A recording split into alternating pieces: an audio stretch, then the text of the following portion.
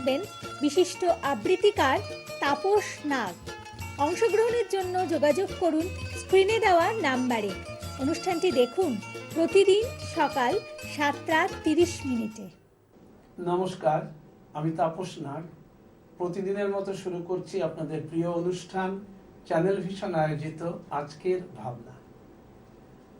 আজকের ভাবনায় আজকে আবার একটু অন্য ধরনের স্বাদ, অন্য ধরনের চিন্তা, অন্য ধরনের ভাবনা।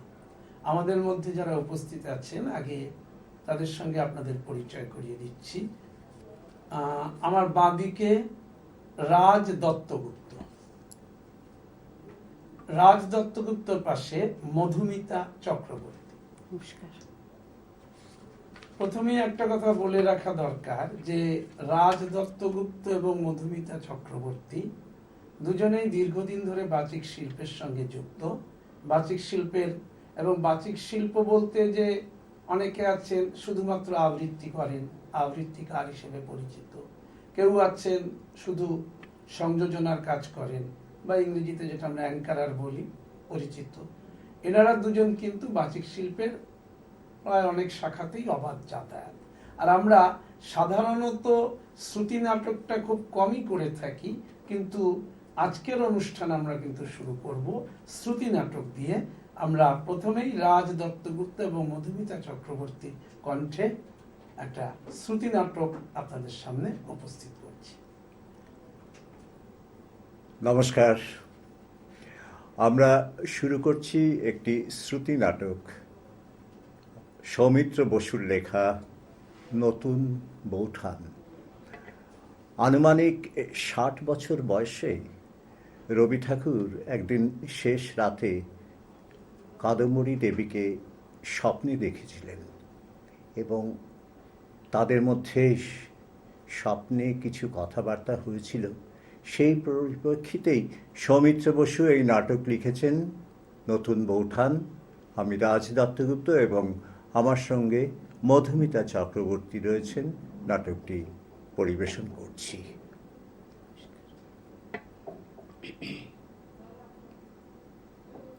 রবি, রবি, কে?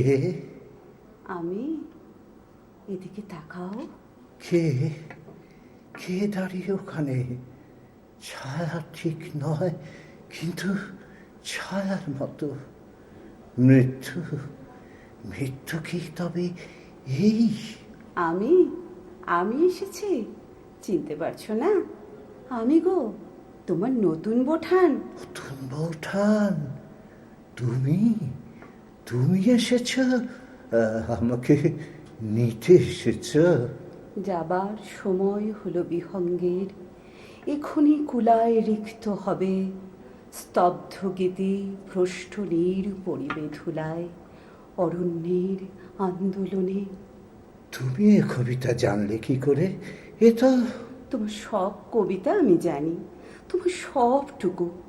মরে যাওয়া মানে আর কিচ্ছু নেই বুঝি? রাতের সব তারাই থাকে দিনের আলোর গভীরে। তুমিই তো লিখেছিলে। আশ্চর্য ভালো বোধ হচ্ছে জানো বৌঠান। এতদিন ধরে আমাকে তুমি মনে রেখেছ, আমার সব প্রকাশের মধ্যে দিয়ে মনে রেখেছ। আর তুমি তুমি আমাকে কি দিয়ে মনে রেখেছ রবি? কি বলি বলো তো? আমার সকল ভালোবাসায়, সকল আঘাত, সকল আশায় তুমি ছিলে। হয়তো সবসময় আমি তোমার কাছে যেতে পারিনি। ছোটবেলার কোনো কথা মনে পড়ে না? 9 বছরের নতুন বউ আর তার 7 বছরের সেই ছোট্ট দেওর। সত্যি কথা বলবো, হাসবে না তো? হাসবো তো বটেই, তবু বলো।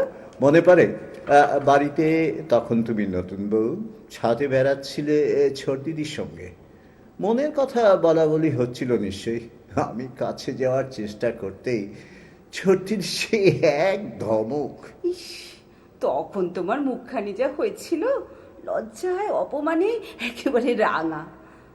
খুব ইচ্ছে করছিল জানো বর্ণ দিদিকে বলি, আহা ছেলে মানুষ, না হয় থাকলোই আমাদের সঙ্গে, এসব কথা ও আর কি বুঝবে। কিন্তু ওই যে নতুন বউ, তো বয়সই বা কত বলো, মুখ ফুটে কি সব কথা বলা যায়? শুধু সেই নতুন বউকে দোষ দিচ্ছ কেন? মুখ ফুটে কোনোদিন কোনো প্রশংসার কথা কি আমাকে বলেছ? এই ছেলে, এমন অপবাদ দিও না, অধর্ম হবে। সরু করে সুপুরি কাটায় রবির মতো কেউ না, এমন কথা বলিনি জনে জনে। শুরু করে সুপুরি কাটার সার্টিফিকেট দিয়ে হবেটাকে? আমি তো চিরকাল চেয়েছি আমার লেখার সার্টিফিকেট। সেখানে কোনো দিন তুমি আমাকে মন খুলে ভালো বলনি তো বৌঠান। বিহারী চক্রবর্তীর সঙ্গে তুলনা করে বরাবর আমাকে রেখেছ নিচের তলায়। কি হাসছো যে? হাসছি আর ভাবছি। কি ভাবছো?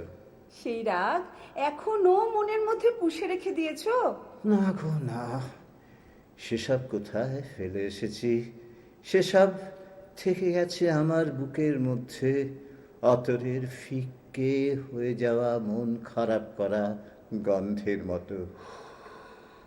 দিনের শেষে ছাদের উপর পড়ত মাধুর আর তাকিয়া, ফিরিছে এক গ্লাস বরফ দেওয়া জল আর বাটাতে ছাঁচি পান। একটা রূপোর রেকাবিতে এই সব থাকতো, আর তুমি গা ধুয়ে চুল বেঁধে তৈরি হয়ে বসতে, গায়ে একখানা পাতলা চাদর উড়িয়ে আসতেন জ্যোতি দাদা, বেহালাতে লাগাতেন ছড়ি, আমি ধরতুম চড়াসুরের গান। সূর্য ডোবা আকাশে ছাদে ছাদে ছড়িয়ে যেত তোমার গান। হু হু করে দক্ষিণে বাতাস উঠত দূর সমুদ্র থেকে, তারায় তারায় যেত আকাশ ভরে। তোমার সঙ্গে আমিও গাইতাম জোড়াসাঁকোর ছাদে বসে, কিংবা চন্দননগরের সেই মোরান সাহেবের বাংলোয়। বাইরে ঘনঘোর বর্ষা, ঝাপসা নদীর উপর ডাকাতের মতো বৃষ্টি ঝরে পড়ছে অবিরাম, আর চারদিক খোলা সেই গোল ঘরে আমরা আমরা দুজনে মুখোমুখি বসে গান গাইছি। গানের পরে গান, গানের পরে গান, অশেষ অনন্ত। সেই সব দিন থেকে গেছে আমার লেখার মধ্যে। বিবিধ প্রসঙ্গ উৎসর্গ করেছিলাম তোমাকে, লিখে দিয়েছিলাম আমার এই লেখার মধ্যে আরেক লেখা রহিল। এক লেখা তুমি আর আমি পড়িব, আরেক লেখা আর সকলে পড়িবে। ঠিক যেমন তোমার রক্তকরবীতে কিশোর বলেছিল, এই গাছটি থাক আমার একটি মাত্র গোপন কথার মতো। তা হবে। নন্দিনী আর কিশোরের মধ্যেও তো আছি আমরা দুজনে।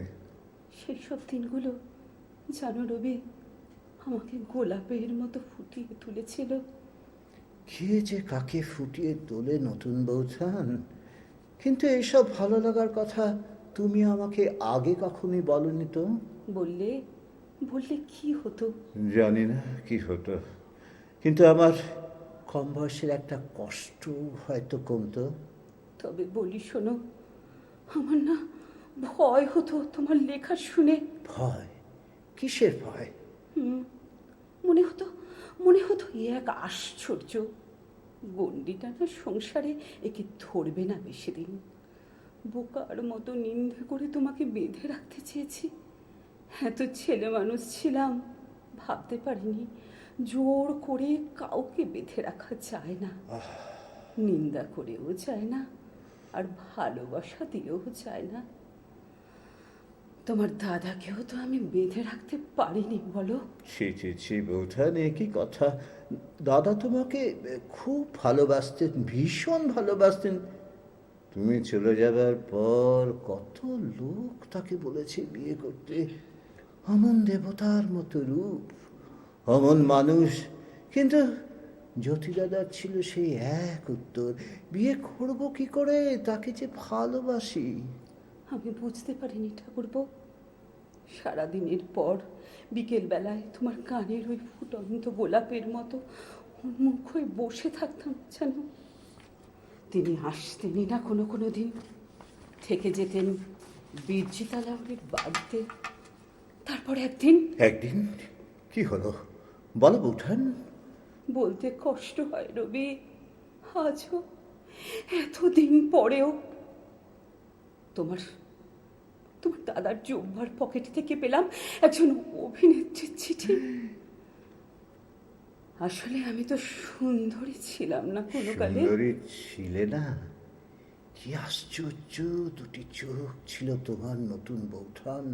আমি যতবার ছবি আঁকতে চেয়েছি সব ছবিতেই যেন তোমার ওই চোখ দুটি ফুটে উঠেছে। কিন্তু এ বাড়িতে সবাই তো আমাকে পছন্দ করেননি। পছন্দ করেননি? কে পছন্দ করেননি? কেন, মেজ ঠাকুরপো চিঠিতেও লিখেছিলেন আমি যে কোনো অংশেই আমার স্বামীর উপযুক্ত হতে পারি তা তিনি বিশ্বাসই করেন না। সত্যিই তো, তোমার দাদার কত রূপ, কত বিদ্যে, কত গুণ, আমি তো সত্যিই উপযুক্ত নই তার। সেই অভিমানে কি তুমি অমন করে চলে গেলে নতুন বৌঠান? নতুন বৌঠান, সেই অভিমানে কি অমন করে? কষ্ট পেয়েছিলেন না গো? তুমি জানো না বৌঠান, আমার পায়ের নিচ থেকে পৃথিবী সরে গিয়েছিল, আমার আকাশ থেকে আলো নিভে গিয়েছিল। সেই শূন্যতার কুহক কোনোদিন খুঁজবে এমন কথা আমি মনে করতে পারিনি। আমি জানি রবি, তুমি যখন সারাটা রাত খ্যাপার মতো ছাদময় ঘুরে বেড়াতে, কতবার চেষ্টা করেছি তোমার সামনে এসে দাঁড়াতে, তোমার মাথায় হাত বুলিয়ে দিতে, তোমাকে বলতে এমন পাগলামি করে না রবি, শুয়ে পড়ো, যাও শুয়ে পড়ো। কিন্তু মানুষ যা পারে আমরা তো তা পারি না। আমাকে তুমি খুব ভালোবেসেছিলে, তাই না বৌঠা? তুমি তুমি আমাকে ভালোবাসোনি? খুব খুব। সমস্ত জীবন ধরে যত ভালোবাসা পেয়েছি, দিয়েছি, নিহারিকা পুঞ্জের মতো যেমন তারা, তেমনি করে তোমার মধ্যে মিলে আছে। এমন অনেক মানুষ আছে যারা এই ভালোবাসার অন্য অন্য রকম সব মানে করে, জানো তো রবি? জানি, তার তো মিথ্যে বলে না নতুন বৌঠান। মিথ্যে বলে না? সবটাই কি মিথ্যে? ভালোবাসা যখন ছোট পুকুরের জল, তখন তাকে পুকুর ও পুকুর বলে ভাগ করা চলে। কিন্তু যখন বন্যা আসে, তখন স্নেহ, প্রেম, বন্ধুত্ব সব একাকার হয়ে যায়। এই তো সমস্ত জীবন ধরে দেখলুম, কিন্তু আমার কথার উত্তর দিলে না তো। অমন করে কেন চলে গেলে তুমি? কাপড়ওয়ালা বিশুকে দিয়ে আফিমা নিয়ে দাদার ওপর এত অভিমান হয়েছিল তোমার? না, শুধু তোমার দাদার উপর নয়। তবে চুপ করে থেকো না, বলো। উর্মিলা, সোনু দিদির মেয়ে, ভগবান তো আমার কোলে কিছু দেননি, তাই ওই আমার সব ছিল জানো। তেতলার ছাদের বাঁকা সিঁড়ি দিয়ে হুড়মুড় করে নামতে গিয়ে সিঁড়ির নিচে উপুড় হয়ে আছে মেয়েটা, ওইটুকুনি দেহটা যেন দুমড়ে গেছে, থোকা থোকা চুলে জমাট বেঁধে লেগে আছে রক্ত। ও মা গো মা! মনে পড়ে বৌঠান, কিন্তু সেই জন্যেই কি? তুমি এত জানতে চাও কেন বলো তো? সব প্রশ্নে কি উত্তর হয়?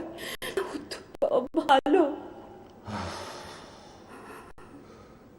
এই দিন 10 আগে যেন ঘোরের মধ্যে একটা কবিতা লিখলাম, শুনবে? হ্যাঁ, শুনি। প্রথম দিনের সূর্য প্রশ্ন করেছিল সত্তার নূতন আবির্ভাবে, কে তুমি? মেয়েরই উত্তর, বৎসর বৎসর চলে গেল, দিবসের শেষ সূর্য শেষ প্রশ্ন উচ্চারিল, পশ্চিম সাগর তীরে নিস্তব্ধ সন্ধ্যায়, কে তুমি? ফেলো না উত্তর। তাহলে সমস্ত জীবন ধরে একটা কষ্ট আমাকে বইতে হয়েছে। লোকে বলেছে এমন কথা। আর আবার বিয়ের কথা যখন চলছিল, তখনও তুমি একবার আত্মঘাতী হবার চেষ্টা করেছিলে। আর আমার বিয়ে 4 মাস পরই না, ওঠার না, উত্তর যদি না দিতে চাও দিও না, জানার যদি কিছু বাকি থেকে যায় জীবনে হাত ধরে। ছাদে একটা বাগান করেছিলাম, তার নাম দিয়েছিলাম নন্দনকানন। মনে পড়ে? মনে পড়বে না? সেই বাগানেই তো ছিল আমাদের সবকিছু। অষ্টনীর বলে একটা গল্প লিখেছিলাম ভারতীতে, তার মধ্যে ছিল সেই নন্দনকাননের ছবি।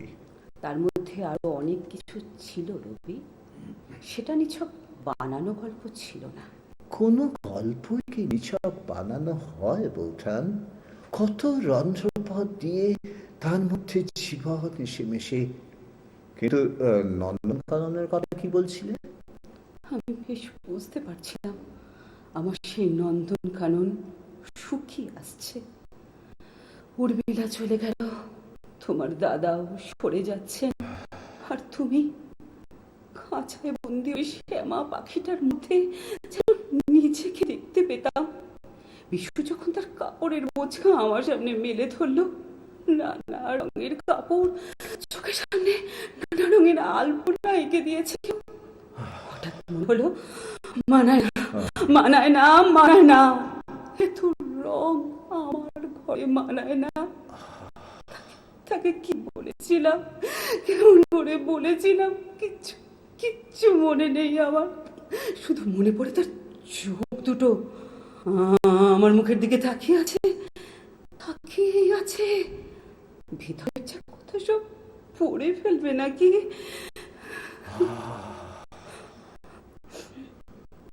অনুতাপ হয় না? কতটা বাকি ছিল জীবনের, কত আশায়, হতাশায়, বিশ্বাসে, প্রবঞ্চনায়, অন্ধ দেওয়াল আর সেই পাথর ফেটে বেরিয়ে আসার সম্ভাবনায় ভরা, কত সব অভাবিত পাক নেওয়া এই জীবন। 25 বছর বয়সে সব শেষ করে দিলে নতুন বৌঠান। ভেবে কষ্ট হয় না তোমার?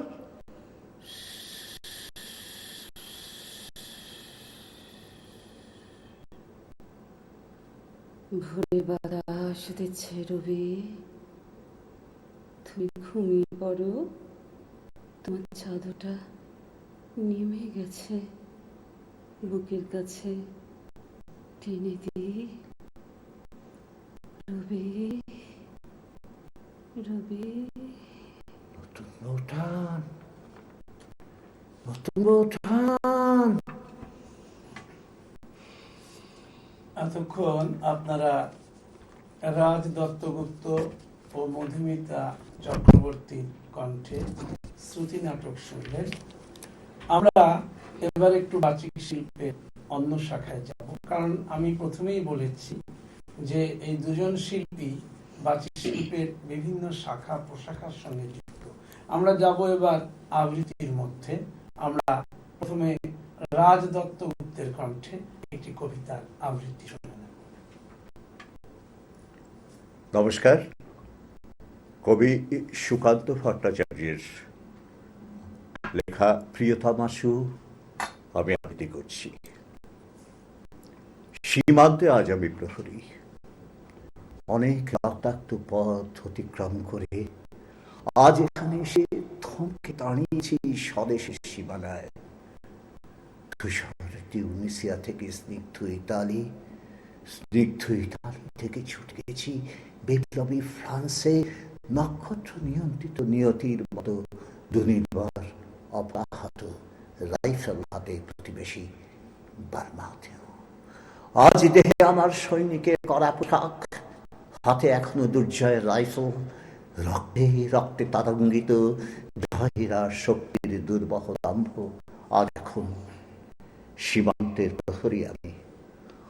আজকে নীলাকাশ আমাকে পাঠিয়েছে নিমন্ত্রণ, স্বদেশের হাওয়া বয়ে এনেছে অনুরোধ, চোখের সামনে খুলে ধরেছে সবুজ চিঠি। কিছুতেই বুঝি না কি করে এড়াবো তাকে, কি করে এড়াবো এই সৈনিকের কড়া পোশাক।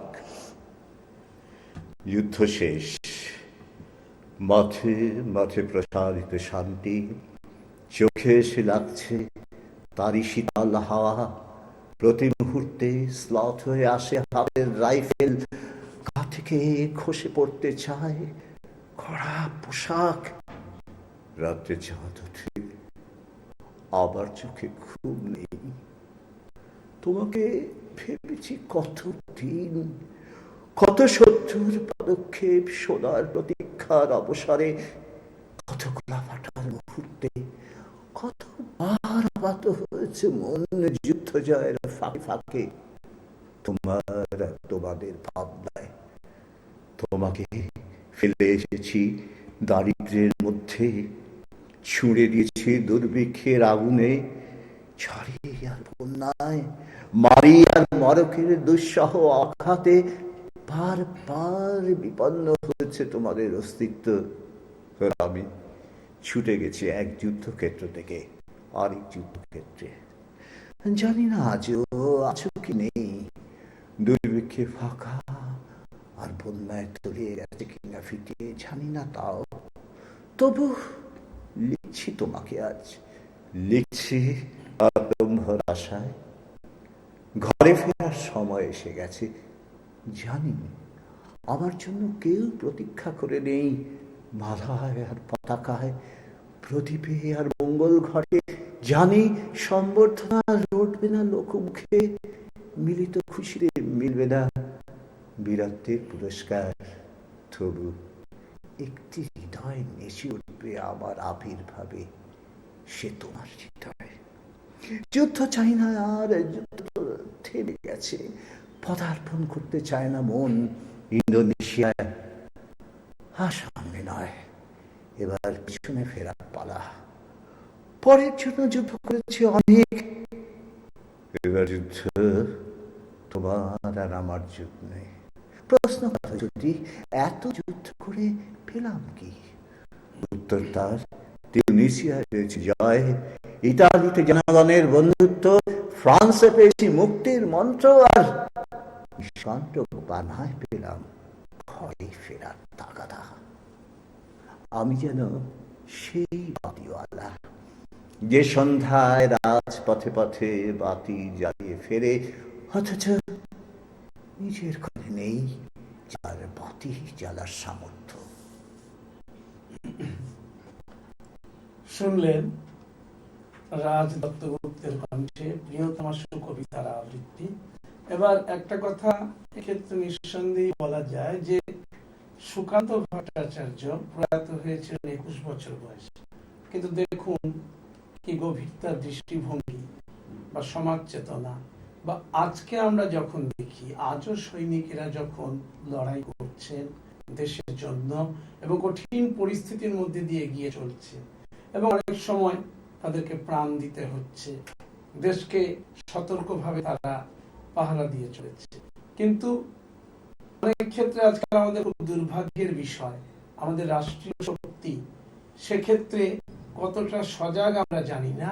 কিন্তু একটা কথা হচ্ছে যে সৈনিক তার কর্তব্যের অবস্থা থেকে ফিরে আসছে, এবং বেশ কিছু ক্ষেত্রে দেখা যাচ্ছে ঘরে তার প্রিয়তমা অপেক্ষা করছে না, সে আসছে কফিন বন্দী হয়ে। তখন অবশ্যই তার মালা, পতাকা, গান স্যালুট কোনো কিছুরই অভাব থাকছে না। কিন্তু আমাদের দেশের সরকার যদি একটু সচেতন হন, বিশেষ করে আজকের ভাবনা কিন্তু মূলত আমরা বার্তা দেই সমাজের কাছে। পশ্চিমবঙ্গের সাংস্কৃতিক চিন্তা ভাবনার একটা নতুন আঙ্গিকে এই অনুষ্ঠান, এবং আমাদের প্রতি মুহূর্তে ভাবতে হবে যে যারা দেশকে সতর্কভাবে পাহারা দিচ্ছে, যারা দেশের জন্য জীবন পর্যন্ত দিচ্ছে, তাদেরকে আমরা কি দিচ্ছি। কাজেই সকলকে এটা ভাবতে হবে যে শুধু মুখে বিশাল বিশাল ভাষণ দিয়ে কোনো কথা হয় না। যে কোনো এক কবি লিখেছিলেন, আর সমুদ্র হিমাচল শুধু ভাষণ আর ভাষণ। সুতরাং একটু এদের জীবনীগুলো বোঝা দরকার। ধন্যবাদ রাজ দত্তগুপ্তকে। আমরা এবার মধুমিতা চক্রবর্তীর কণ্ঠে একটি কবিতা আবৃত্তি শুনব। নমস্কার। আজকের পৃথিবীটা বড় বেশি আমিময়, সর্বত্র আমি আমি আর আমার আমার। কিন্তু কখনো যদি নিজেকে এই আমিকে অতিক্রম করা যায়, তখন নিজের ভিতর একটা অদ্ভুত রকমের অনুভূতি হয়। সেই রকম একটি অনুভূতির কথা বলেছেন কবি সুনীল গঙ্গোপাধ্যায় তার পাহাড় চূড়া কবিতায়। আজকে আমার নিবেদন কবি সুনীল গঙ্গোপাধ্যায়ের পাহাড় চূড়া। অনেকদিন থেকে আমার একটা পাহাড় কেনার শখ, কিন্তু পাহাড় কে বিক্রি করে তা জানি না। যদি তার দেখা পেতাম দামের জন্য আটকাত না। আমার নিজস্ব একটা নদী আছে, সেটা দিয়ে দিতাম পাহাড়টার বদলে। কে না জানে নদীর চাইতে পাহাড়ের দামই বেশি। পাহাড় স্থানু, নদী বহমান, তবু আমি নদীর বদলে পাহাড়টাই কিনলাম, কারণ আমি ঠকতে চাই। নদীটাও অবশ্য কিনেছিলাম ছোট্ট একটা দ্বীপের বদলে। ছেলেবেলায় আমার বেশ ছোট্ট খাটো ছিমছাম একটা দ্বীপ ছিল, সেখানে অসংখ্য প্রজাপতি। শৈশবে দ্বীপটি ছিল বড় প্রিয়। যৌবনে দ্বীপটি আমার কাছে মাপে ছোট লাগলো। প্রবহমান ছিপছিপে তন্নি নদীটি বেশ পছন্দ হলো আমার। বন্ধুরা বলল, এইটুকু একটা দ্বীপের বিনিময়ে এত বড় একটা নদী পেয়েছিস, খুব জিতেছিস তো মাইরি। তখন জয়ের আনন্দে আমি বিহ্বল হতাম। তখন সত্যি আমি ভালোবাসতাম নদীটিকে। নদী আমার অনেক প্রশ্নের উত্তর দিত, যেমন, বলতো আজ সন্ধেবেলা বৃষ্টি হবে কিনা। নদী বলতো, আজ এখানে দক্ষিণ গরম হাওয়া, শুধু ছোট্ট একটি দ্বীপে বৃষ্টি, সে কি প্রবল বৃষ্টি, যেন একটা উৎসব। আমি সেই দ্বীপে আর যেতে পারি না। সে জানতো, সবাই জানে, শৈশবে আর ফেরা যায় না।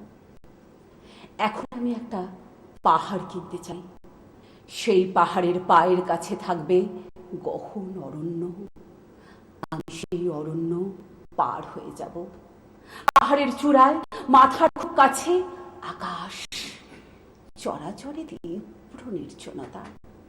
আমি ঈশ্বর মানি না, তিনি আমার মাথার কাছে এসে ঝুঁকে দাঁড়াবেন না। আমি শুধু 10 দিককে উদ্দেশ্য করে বলবো, প্রতিটি মানুষই অহংকারী।